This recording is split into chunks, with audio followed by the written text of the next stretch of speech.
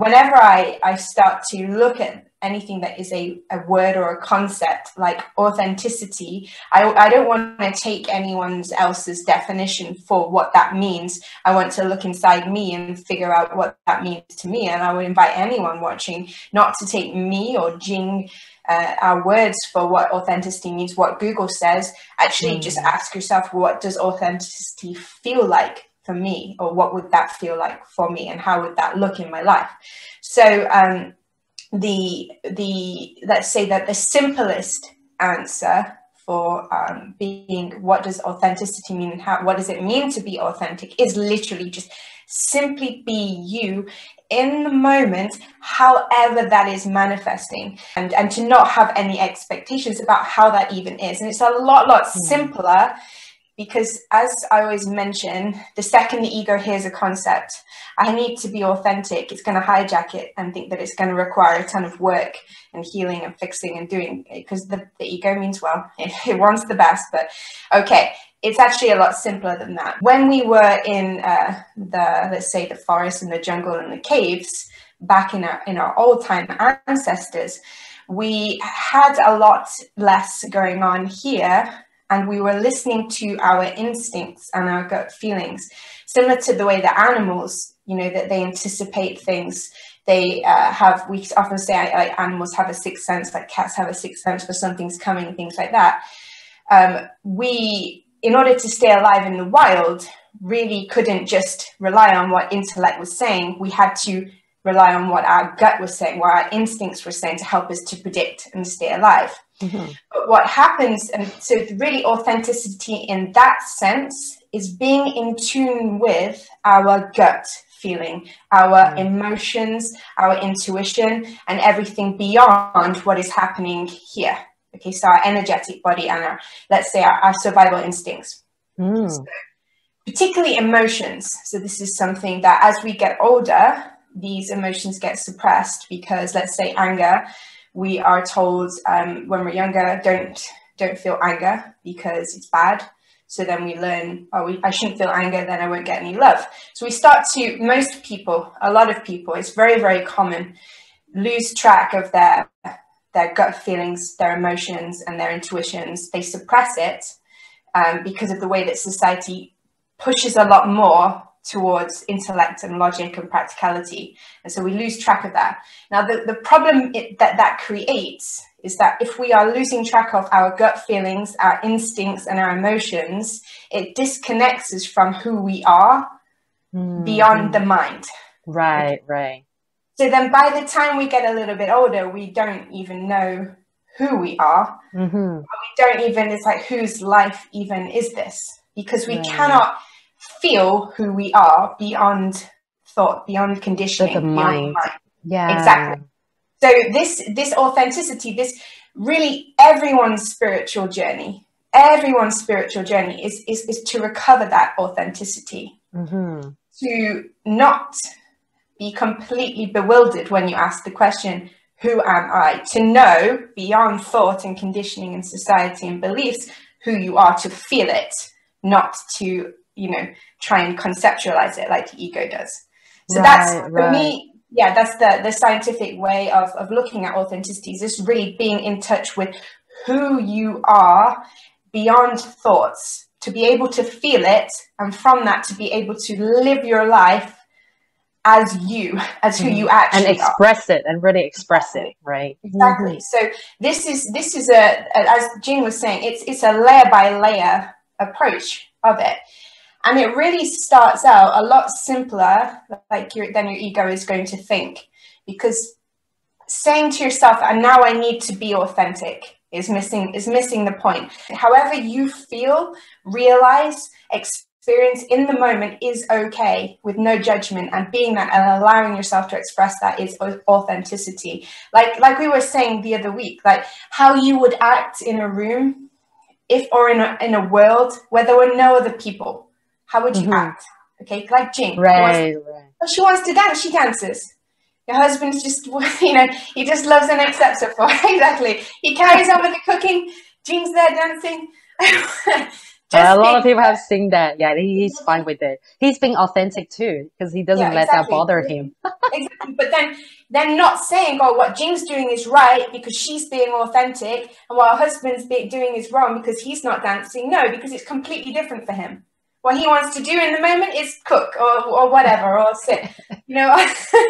So it's really about not having any judgment of yourself or however you're behaving in the moment, because the quicker that you do that, let's say you realize, oh, for the last day or the last few hours I've not been authentic, I've been totally absorbed in social media, I've been totally fake, I've been putting on a front.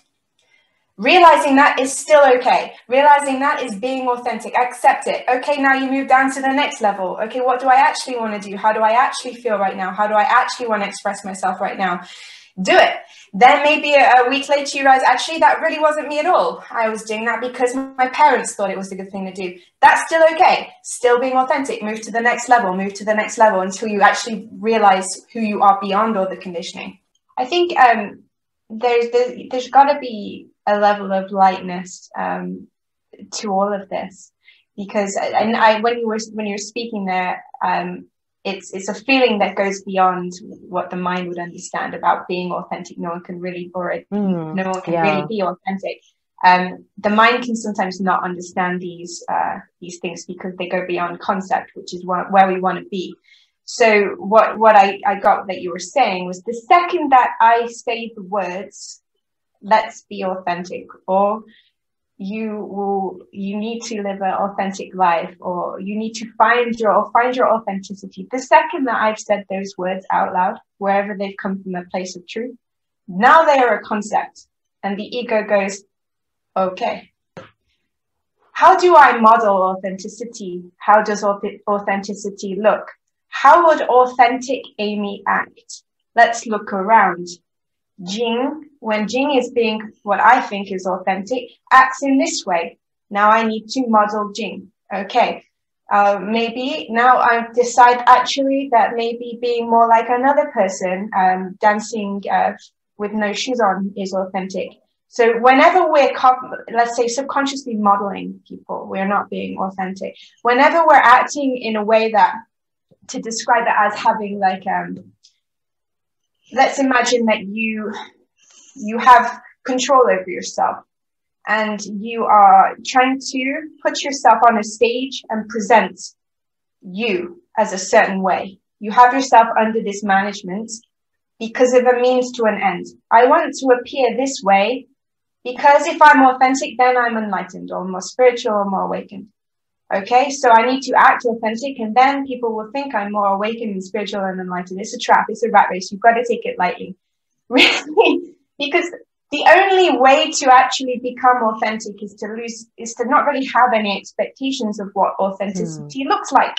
Okay, look at being a husband, because this is to be aware of this trap that your ego will put you in. Right? Let's model. Let's be authentic, because authentic is good and not authentic is bad. Then you become a little judge of yourself. Everyone's going, am I being authentic right now? I think I saw a friend of mine did a live, and she did this whole live, and then she was just in the comments, she was like, now I'm wondering if all of this was ego.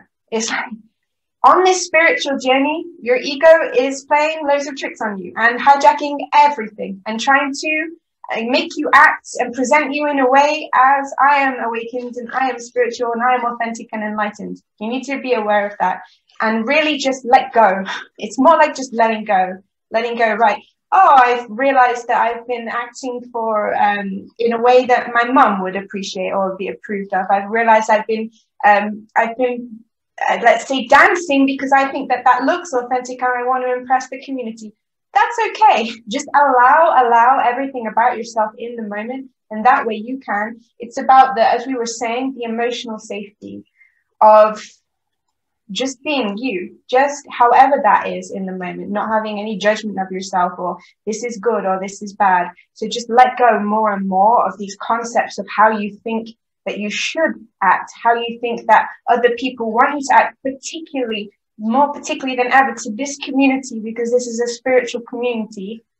And there's always that pressure to get to the goal of awakened and enlightened and spiritual, and be the most spiritual. And, you know, your ego is going to get you to do all these things and act in certain ways. So it's about letting go, more and more of that. And each time you let go, you'll become more, let's say, authentic. Even if you're not authentic, it doesn't matter. Just allow. We just got to take it lightly and laugh at ourselves and just stop trying to having it's this idea of this sense of management. It's almost like we are our own jail keepers, right? And we're slaves to ourselves.